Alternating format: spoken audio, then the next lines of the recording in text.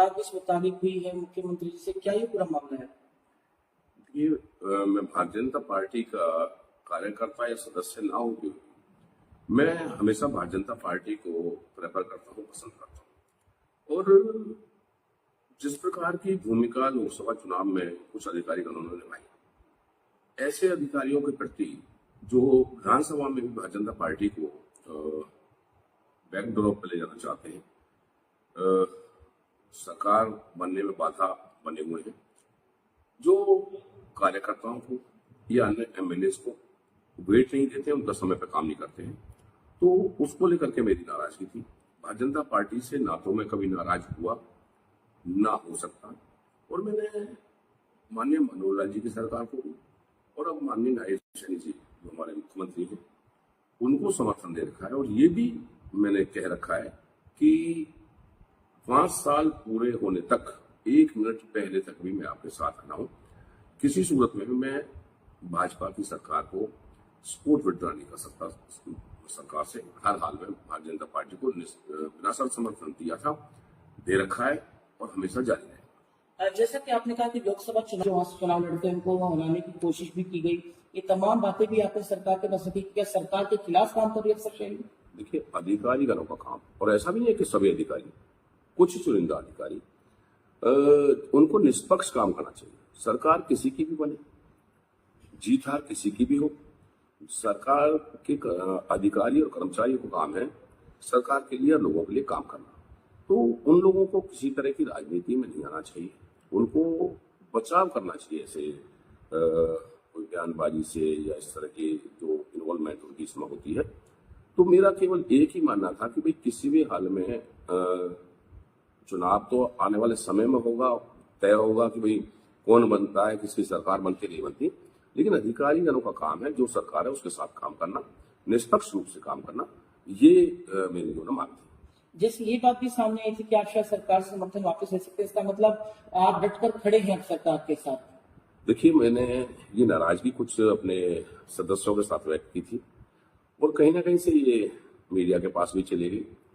और जो पूरा दिन समर्थन वापस ले सकते हैं, कांग्रेस में जा सकते हैं, तो ये मेरे कल्चर में नहीं है। मैंने पहले दिन से कह रखा है कि मैं ये जो पीठ दिखाने का काम नहीं करता, और मेरा समर्पण और आत्मसमर्पण ही मेरी पहचान है कि मैं पूर्ण रूप से समर्पण के साथ माननीय मनोहर लाल जी के साथ रहा, अब माननीय नायब सैनी जी के साथ हूँ, हरियाणा सरकार के साथ हूँ, और हमेशा भारतीय जनता पार्टी के हित में काम करता रहा हूँ। 2 बार चुनाव मैंने भारतीय जनता पार्टी से लड़ा भी है, और बशर्ते मैं इंडिपेंडेंट हूँ, लेकिन भारतीय जनता पार्टी एक ऐसी पार्टी है जो देश हित में काम करती है, देश से प्रेम करती है, और इसलिए मैं भारतीय जनता पार्टी से प्रेम करता हूँ, इसके साथ लड़ा हूँ। अब जिस तरह से मुलाकात आपके मुख्यमंत्री नायब सैनी से भी हुई है, और जो पूर्व मुख्यमंत्री थे अब केंद्रीय मंत्री हैं वो भी आप का स्नेह उनके साथ करीबी रिश्ता है, उन तक भी बात पहुंची है, तो अब किस तरह का आश्वासन उनकी तरफ से या क्या बात कही गई है इन अधिकारियों के बाबत जिनसे जो काम में डंडा डालते हैं? पूर्व मुख्यमंत्री अब जो केंद्र में मंत्री हैं, माननीय मुख्यमंत्री मनोहर लाल जी से भी मेरी जो बातचीत हुई है फोन पे, आज उनके साथ मेरी बैठक भी है, और जो हमारे प्रभारी रहे श्री विप्लव देव जी, उनके साथ भी मेरी बात हुई है, जो हमारे चुनाव के सह प्रभारी हैं, और वो भी इस बात को बार बार कहते हैं कि भाई अधिकारियों को थोड़ा सा ठीक रहना चाहिए और एमएलए का वेट थोड़ा अच्छा होना चाहिए, एमएलए को वजन दिया जाना चाहिए ताकि आने वाले समय में भी अपने एमएलए को जिताकर हम सरकार बना सकें। और माननीय ज्ञानचंद गुप्ता जी ने भी हमेशा, चाहे वो किसी पार्टी के एमएलए है, उनको वजन देने की बात हमेशा कही है, चाहे वो प्रिविलेज कमेटी के माध्यम से, चाहे अन्य प्रिविलेज कमेटी से। तो मेरा कहने का भाव केवल ये है कि भाई कोई भी ऐसी बात जो लोगों के हित में ना हो, विकास में रुकावट ना डाले, ऐसी अधिकारियों की तरफ से कोई बात नहीं आनी चाहिए।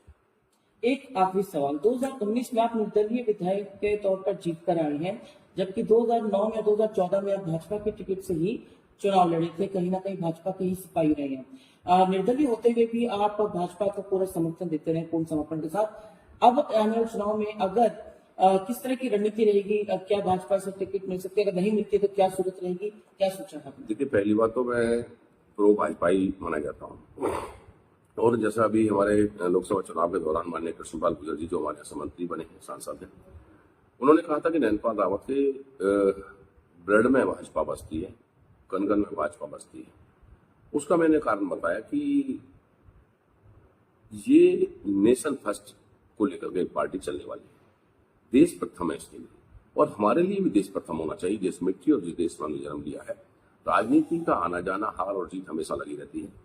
लेकिन अपने देश के लिए हमें जो हमारी जिम्मेवारी बनती है वो हमें निभानी चाहिए देश के प्रति। और जैसे माननीय नायब सैनी जी ने भी कल जो मेरी ग्रीवेंसेस थी, किसी अधिकारी को हटाना है या उसको क्या बोलना है, वो सारी बातें हो गई हैं, और मैं समझता हूं कि अब उन पर जो भी कार्रवाई बनती होगी, चाहे वो उनके ट्रांसफर के माध्यम से, चाहे अन्य माध्यम से,